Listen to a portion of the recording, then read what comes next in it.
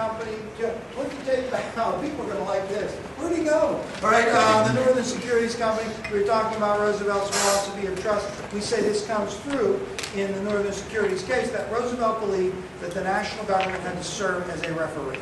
And he displays this in the Northern Securities case, and he also displays it in the coal strike. What was the big significant thing about the coal strike? We said, well, Nina, you're so excited. Go ahead.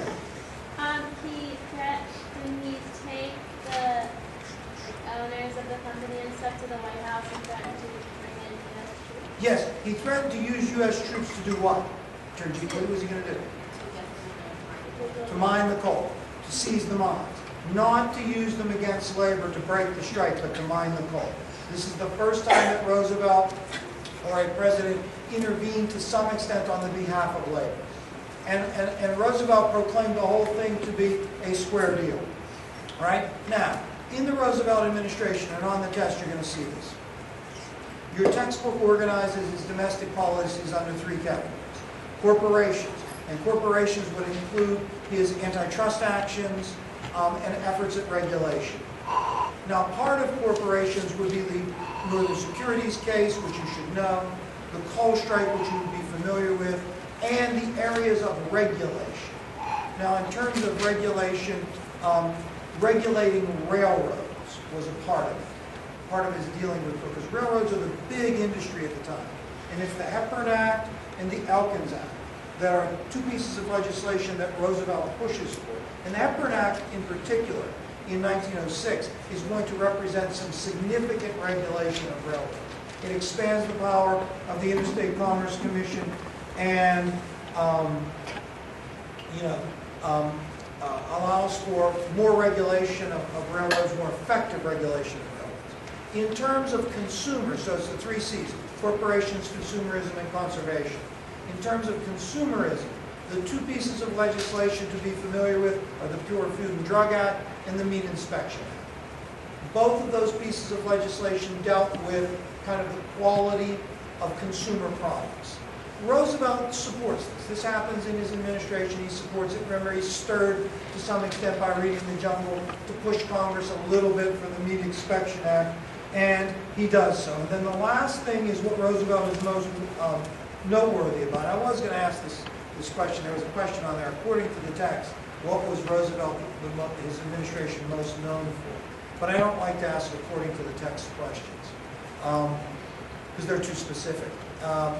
It said, the text argued that he was most known for conservation. That was the third C. So you have corporations, consumerism, and conservation. Now, when we talked about conservation, I kind of want you to know this and ask a question about it on the test. When we talked about conservation, we stressed that there was a conflict amongst the community of people who valued the natural environment. Right? I mean, I guess fundamentally there was a conflict between business interests in doing anything for the natural environment. But amongst those people that wanted to do something for the natural environment, Roosevelt was included in that group of people. There was a conflict between the conservationists and the environmentalists. Now, does anyone remember the difference? Conservationists, environmentalists, and what side did Roosevelt come down on? Yes, go ahead. Theodore was a conservationist. They believed that they wanted to save the environment for humans. Very good. Very good. Yes, Theodore Roosevelt did behave as a conservationist. He was somebody that wanted to save the natural environment, but not for the sake of the natural environment, but for prudent human usage. So TR fell in the camp of conservationists. Who was his cohort? Who was the chief forester for the Department of Agriculture that kind of represented the... Go ahead, Gifford Pinchot. Now, the rival, the environmentalists, were led by, do you remember who we mentioned? John Muir, who founded the Sierra Club. AP loves John Muir. So, I mean, it might not be on your test on Thursday, but on the AP test, they love John Muir. They love the Sierra Club. So they may ask something about that. So you should have a familiarity with that on some level. Now, Roosevelt leaves office in 1909, and he's extraordinarily popular. Oh, incidentally, why did a popular president who could have run for president again who was very young, decide to step away from the presidency? Anybody remember what we said? Yeah, go ahead. He said he promised that he would. Right, he promised in 1904 after he was elected the first time. Remember, he ascended to the presidency when McKinley was assassinated, very shortly into McKinley's term. Promised when he was elected in 1904 that he would not run for what would constitute a third term, and he does not. His handpicked successor is William Howard Taft.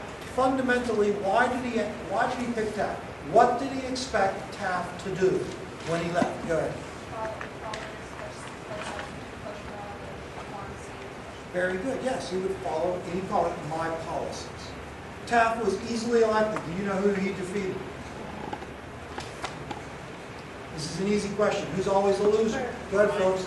Bryan, William Jennings Bryan is always a loser, right? And then, we talked about the Taft administration and the struggle that occurred in the Taft administration between the conservatives and the the conservative old guard and the progressives. And eventually, Taft finds himself siding with the conservatives.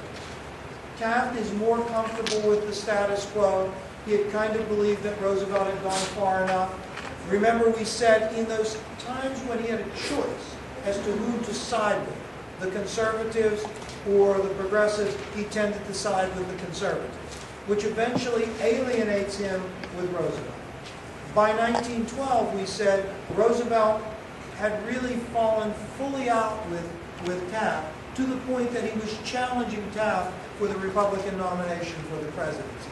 He doesn't get it. Roosevelt doesn't get the Republican nomination for the presidency. Taft does. But when Taft does, Roosevelt bolts from the Republican Party and joins the Progressive Party and is nominated for the presidency for that party. Now, when he runs as a progressive, his campaign platform is the New Nationals, which included two things: the regulation of trust by big government. Roosevelt was an unashamed advocate of a strong national government led by a strong chief executive. So Roosevelt was, as I said, an unashamed advocate of a strong national government that would basically kind of supervise the larger society for the public good, and a government that would promote social welfare. Right? Social welfare being some level of kind of protection that the government would offer people against kind of the indifference of capitalism. Safety protection, maybe some protection from unemployment, disability insurance, some kind of protection. So Roosevelt's New Nationalism, social welfare, big government to regulate trust. Now, in the election, the Democratic nominee, Woodrow Wilson, emerges, and we talked about Wilson's background, academic background, family background, religious orientation, being Southern, eventually being educated, president of Princeton University, eventually governor of New Jersey and nominated for the presidency. Wilson opposed Roosevelt with the New Freedom. The New Freedom said, look, we don't necessarily want big government, but we don't want big business either. Roosevelt, if you think about it, was willing to accept both, big government and big business. Wilson didn't want either of them. We don't want big business, nor do we want big government. We want a new freedom to kind of go back to the way things had been. In one way, you can kind of argue that Wilson might be considered conservative. Right? Nobody did up until this point. But it doesn't matter. You could argue the book too. Why does she have her hand? You did. How do you know? There's lots of things that you can argue, right? Somebody argued recently, when I read recently, that this, I never saw this until this year, two people did this, they probably talked, that Wilson was a traditional liberal and Roosevelt was a modern liberal. So I've never had anybody that kind of did that, separated the definition of one thing. And then at first I didn't like it, didn't like the argument, but then it started to grow on me. I started thinking, well, this is interesting, interesting. I listen to the What's that? Okay. Hey, I don't remember. I mean, there was a couple of them. But it's kind of an interesting argument. It kind of grew on me as I was reading this. You know, first I said, I don't like this. You know, then I said, well, this might be insightful. I hope that was you, Shannon. I hope you got 100%. All right. Well, anyways, the new freedom, Wilson's idea was, look, you have, you know, a big government that breaks up, right? A big, powerful government that breaks up trust and assures competition. And then basically does not promote social welfare. Remember, Wilson, at least at first, was reluctant to embrace social welfare. Big government to kind of ensure fairness so that people had freedom, the new freedom. Now, we did say today in some of the classes, I don't know where everybody's at, but we did say today that Wilson eventually comes around to the social welfare issues late in his second term, only to get kind of reelected, you know, because he's afraid the progressives won't support him. And anyways, we talked about the election of 1912 as being a very important one that eventually Woodrow Wilson wins. And once Wilson is elected to the presidency, we argue that he had a very successful kind of first term domestically. He uses the power of the pulpit of the presidency effectively. Remember, for the first time since John Adams, he appeared before Congress personally to promote lower tariffs, and he gets lower tariffs with the Underwood Act that lowers tariffs the first time meaningfully since the Civil War. But a part of the Underwood Act also was, you know, in addition to lowering tariffs, another aspect of the Underwood Act which was significant.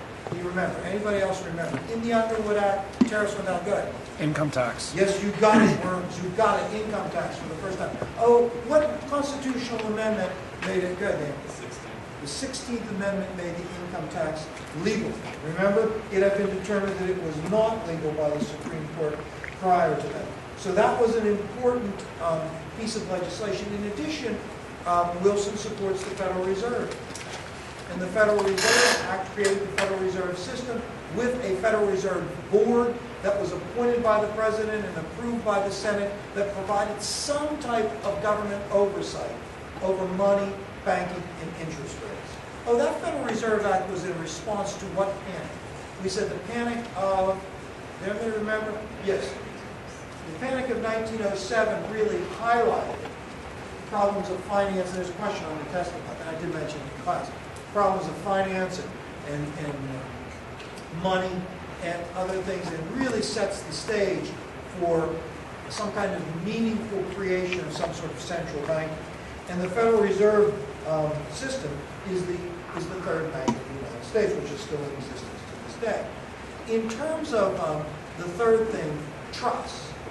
Wilson attempts to regulate trust to some extent with the Federal Trade Commission Act, but also to ensure competition with the Clayton Antitrust Act, the Clayton Antitrust Act, 1914, that made certain business practices illegal. I was surprised how many people kind of use that effectively in their papers.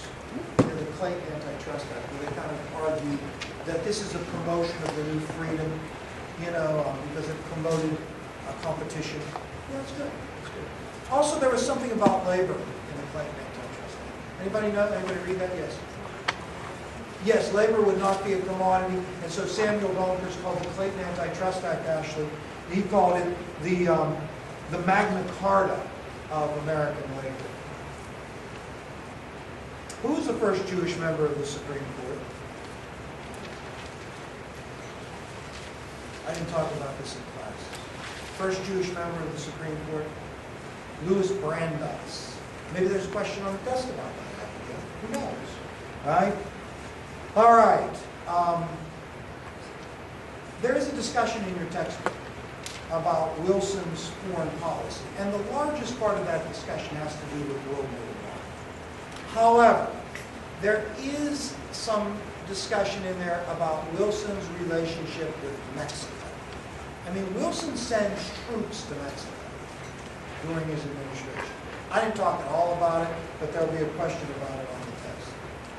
And there'll be lots of questions about World War I. Now, we started World War I in Wilson's first administration in the summer of 1914. Eventually, after the Archduke Ferdinand was assassinated, the Central Powers took on the Allied powers in basically a global conflict.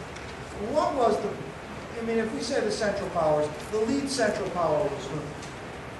Germany, the motherland. And the lead Allied power, England. Because typically we say England and her allies, France and Russia, Germany and her allies, Austria, Hungary, and Germany. Right? Really is the battle. And then there are other powers.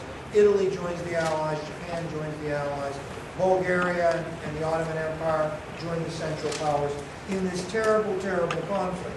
Now, if you're really trying to identify why this happened, it really isn't a good reason. It's entangling alliances, it's secret agreements, it's international competition for territory and colonies. There's really not any kind of moral morality at stake here. And that's one of the reasons that Wilson implored the American people to be neutral. Be neutral in thought and in action. And most Americans very much wanted to stay out of World War. Now, if we were going to explain, if you had a country that was absolutely committed to neutrality, why in fact they eventually entered the war, what would you say? What's the explanation? What's the simple explanation? If you were going to give 2 words or 1 word or a phrase, what would you say? Britain's trading line. Okay, I'd say, Britain controlling the seas. How does Germany respond to Britain controlling the seas? Submarine warfare? Yes, submarine warfare. So probably, now there wouldn't have been submarine warfare if Britain didn't control the seas.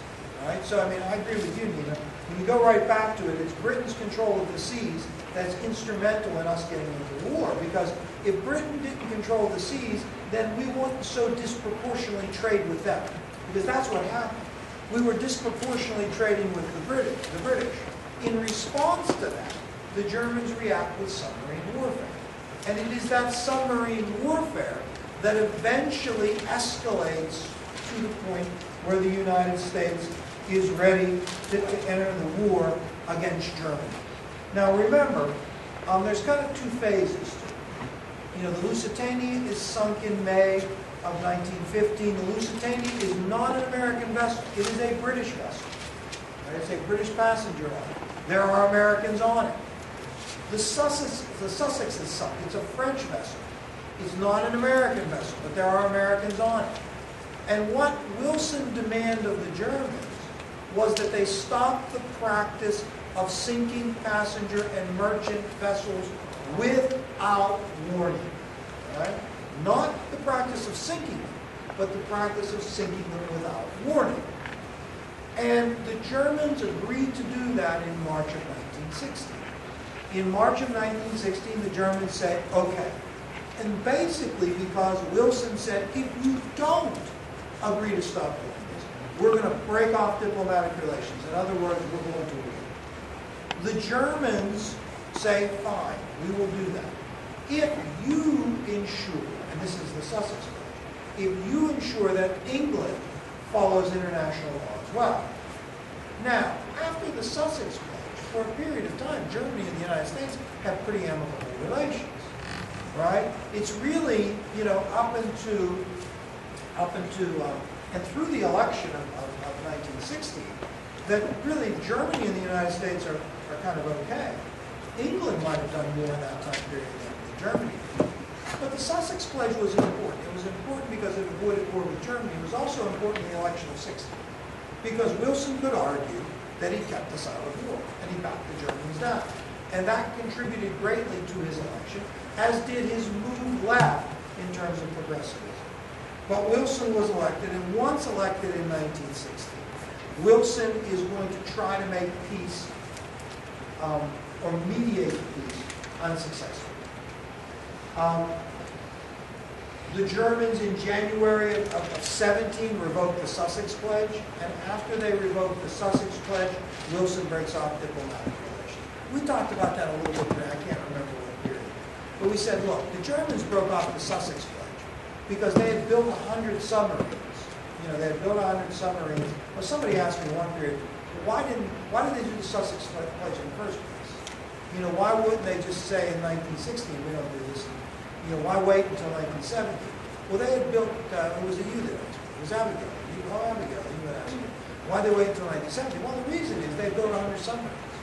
So they were in a far better position, Germany was, in January 1917, to stop American shipping and really make a meaningful push on the battlefield than they were in 1960.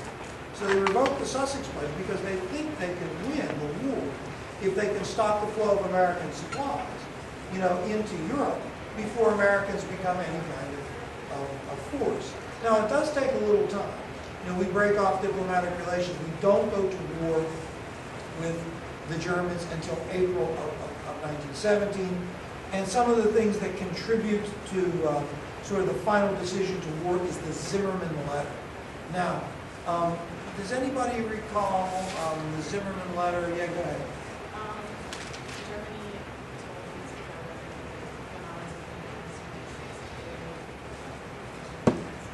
Yes.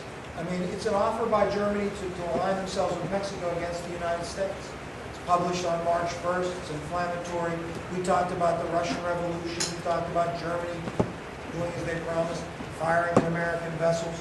And the result is, on April 2nd, 1917, Wilson called Congress into special session and asked them to declare war against Germany.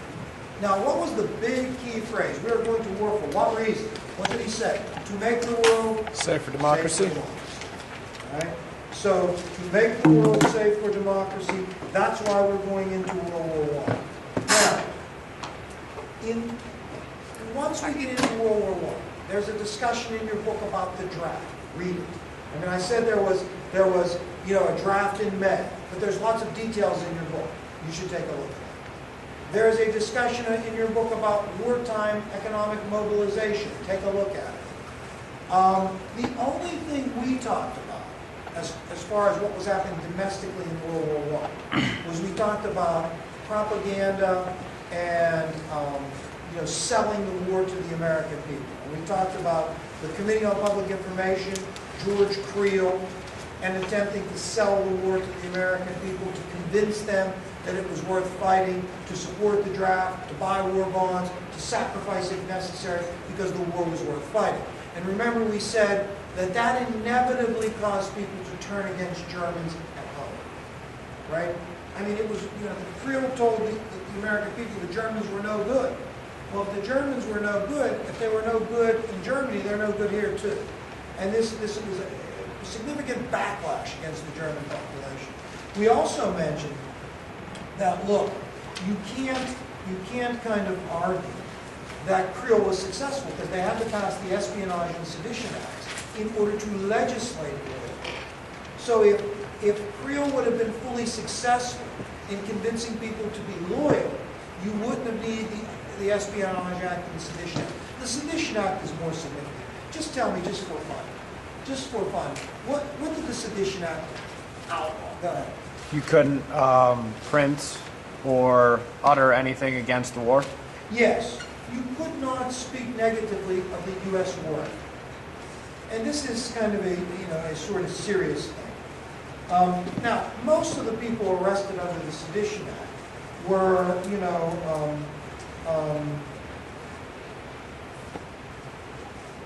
kind of labor activists like Eugene V. Debs or other radicals.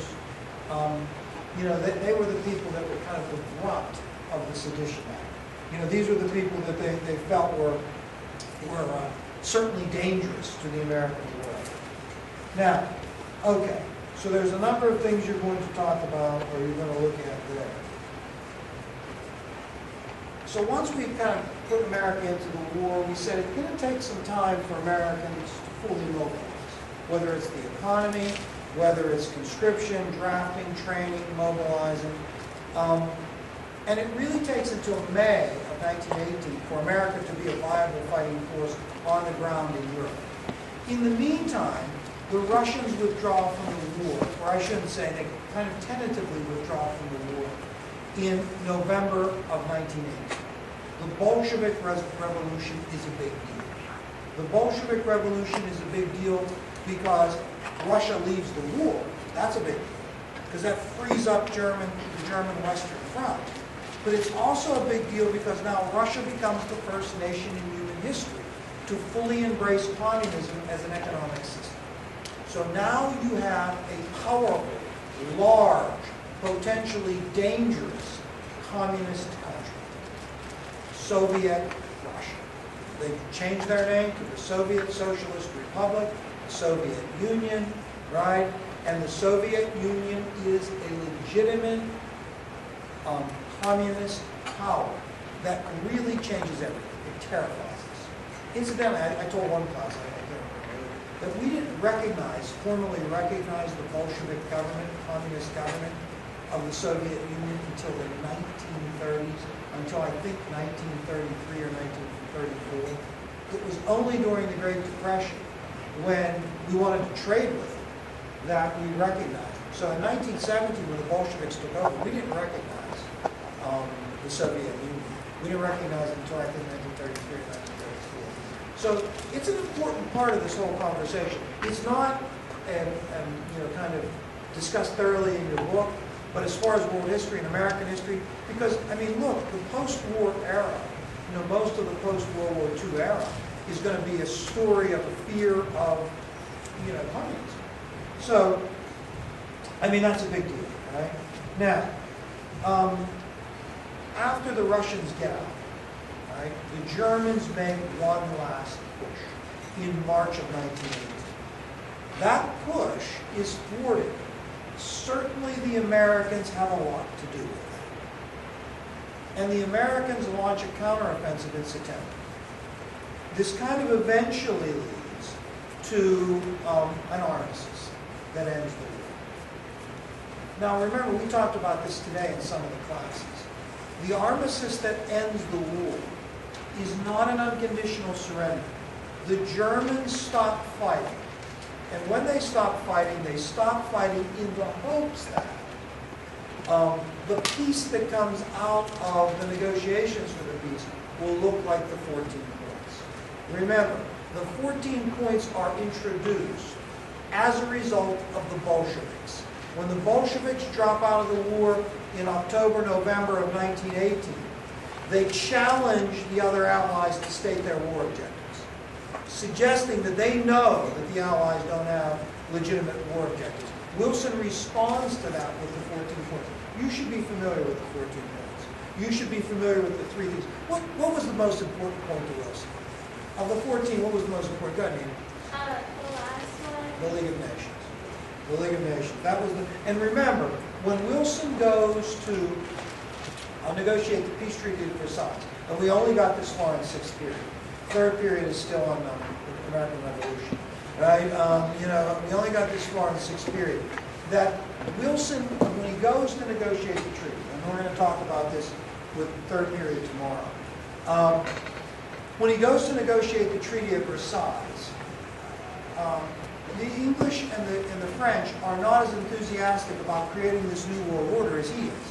I mean, Wilson leads the country into war, suggesting we can make the world safe for democracy, we can make the world a better place, we can make this a war to end all wars, we can do these things that are in the 14 points that are going to eliminate wars forever, and, create a League of Nations, and all these idealistic, visionary things that Wilson wants to do.